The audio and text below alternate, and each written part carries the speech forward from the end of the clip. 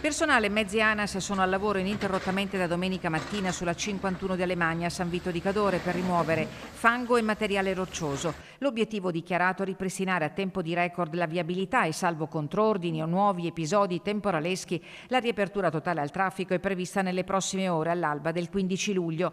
Il transito sarà consentito sempre nella stessa fascia oraria decisa la settimana scorsa, dalle 6 alle 20, ma l'incubo potrebbe materializzarsi di nuovo. L'ennesima colata di sassi, detriti e fango, un volume di materiale pari se non superiore a quello del 1° luglio, è finita parte sulla strada di Alemagna, l'altra trasportata fino all'alveo del torrente Boite.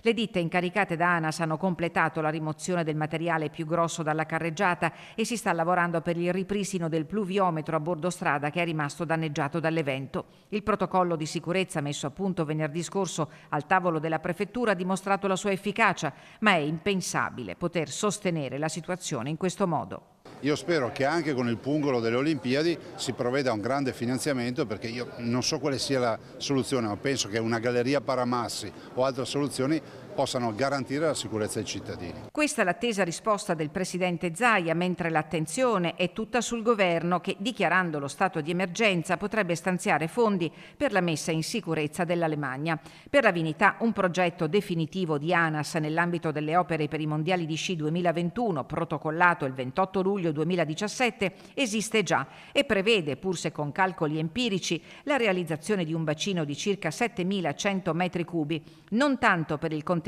della colata, ma per un effetto migliorativo della situazione osservata allora. Nel 2017 il geologo Fenti e il progettista Marcer auspicavano che gli enti competenti prendessero in considerazione di realizzare un altro piccolo invaso di contenimento di circa 5-6 mila metri cubi a Monte della Briglia esistente e nel contempo anche la riprofilatura del canalone dell'altro ramo di colata posto in destra orografica. Peccato che tutto sia rimasto nel cassetto.